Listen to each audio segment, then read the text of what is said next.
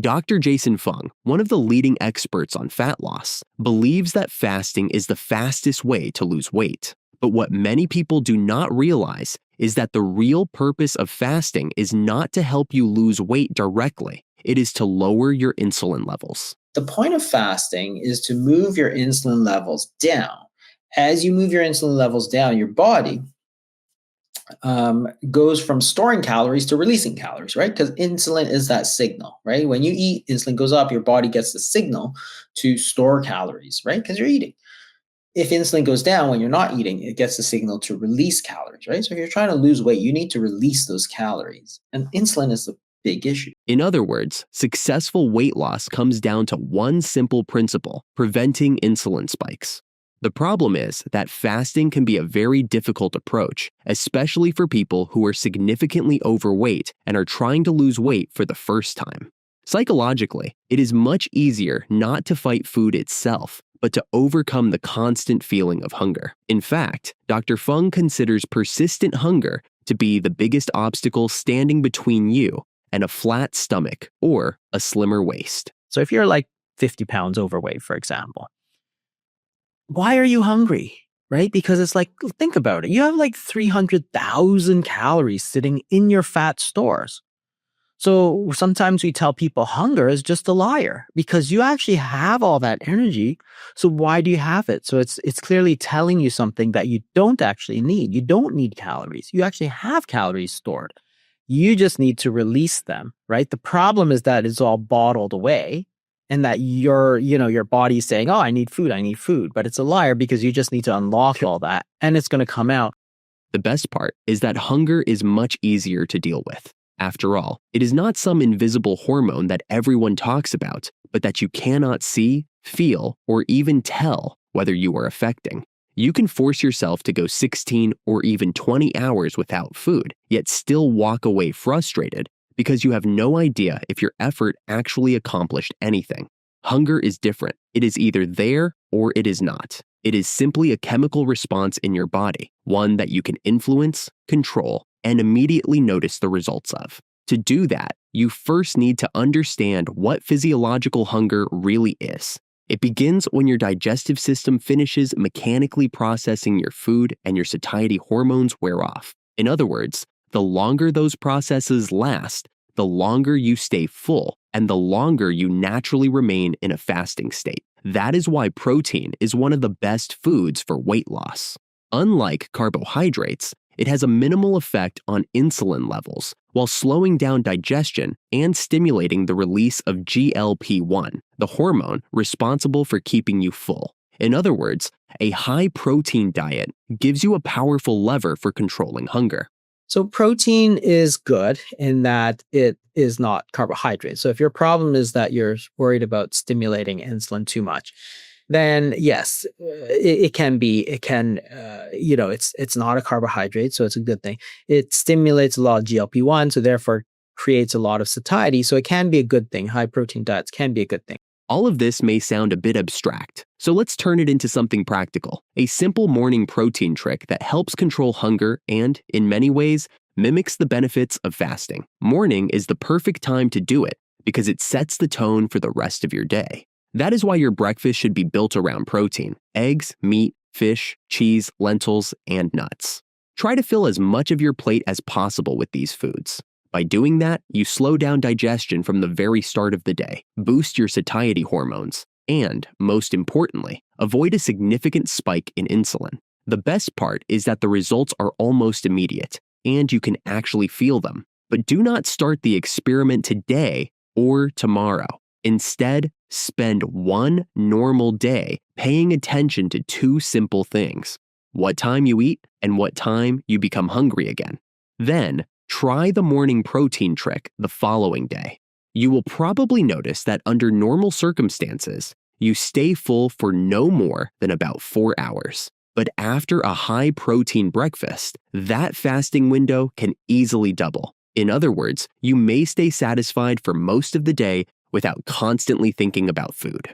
Now, for example, you eat steak and eggs in the morning. Well, what happens? You don't stimulate a lot of insulin. The calories are floating around. You have plenty of calories to use for energy. and you're not hungry at 10:30. Everybody knows this. So why would we pretend it's different, right? So say you eat 800 calories of steak and eggs in the morning, you're good until lunch, maybe even until dinner because you're so full, right? Why? Because you didn't store those calories. Now you drink, say, an 800 calorie Frappuccino, same calories. What happens? Well, you could eat right away, right? Because you didn't create any satiety. Why? Because all of those calories sort of went right into storage. So you're not full. In the case of the steak and eggs, you left all those calories out, you didn't store it, so you're not hungry.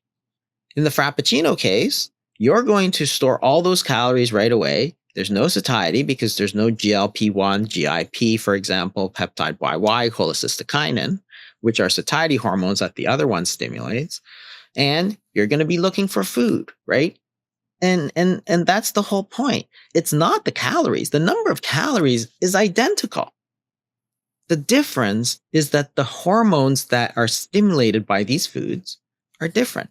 One of the biggest advantages, especially for people who find it hard to change the way they eat, is that protein works by physically slowing down digestion. That means you do not have to eliminate carbohydrates completely during the early stages of weight loss. Instead, make protein the first thing you eat. Add some vegetables for fiber, and then, if you want, have your carbohydrates afterward. In that order, your digestive system is already busy processing the protein and fiber, making the rise in blood sugar and insulin much smaller. In a sense, those carbohydrates pass through your system much more quietly. Now, you could argue that this is not the perfect way to lose weight, but psychologically, it makes the process much easier. You are not constantly fighting yourself or feeling deprived. Weight loss does not become a punishment. Instead, you are addressing the two biggest obstacles directly, reducing hunger and keeping insulin under control. If you think about the traditional way of eating foods, like you eat them all together, right? You don't eat them separately. You don't have snacks where you just have carbohydrate. You have meals where you have a bit of protein, a bit of vegetables, and a bit of carbohydrate, right? So that's one of the ways that you can alter. Even though you're taking carbohydrate, you can alter how much insulin is released. You can alter the speed of absorption, which influences the sort of physiologic response or how your body responds to those carbohydrates, whether or not it's source fat, because you're changing the insulin secretion.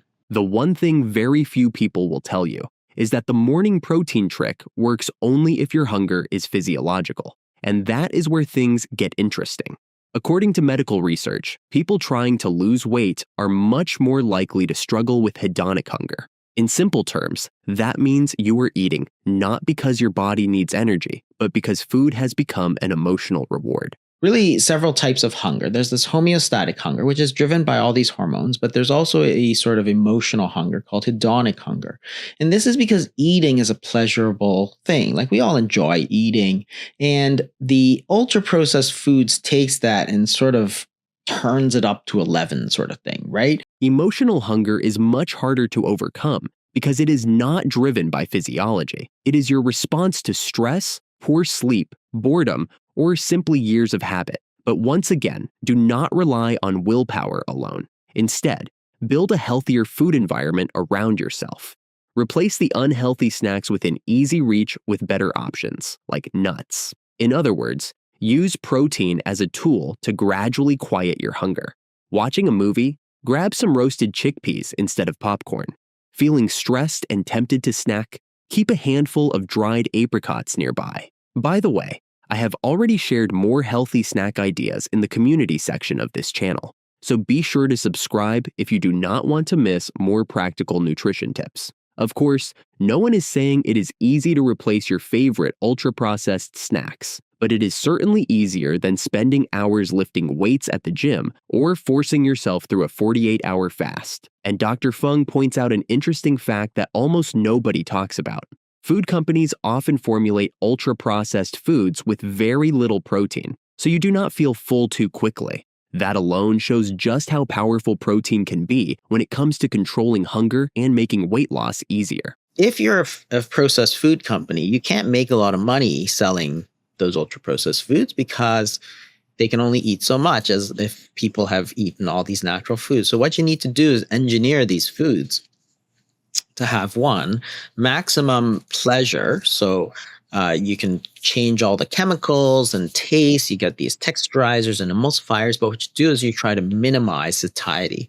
So what you do is you try to reduce protein, you try to reduce fat, because both proteins and fats release satiety hormones such as peptide YY and cholecystokinin.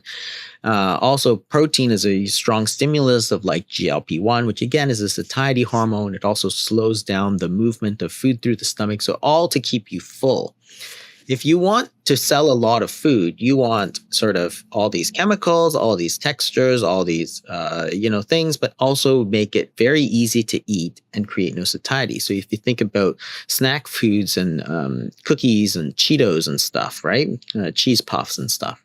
Well, they have almost no satiety. You can go through a whole bag. Like it probably wouldn't be difficult to eat a whole bag of cookies, right? You buy a bag of cookies. Like I could probably eat them. I won't, but I could, because they just don't have any satiety. You can keep eating them, right?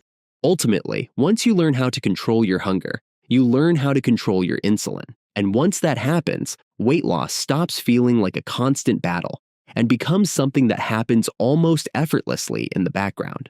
So when you sit down to a protein-rich breakfast, remember that you are starting your day by putting your body into a state where it can begin burning excess fat.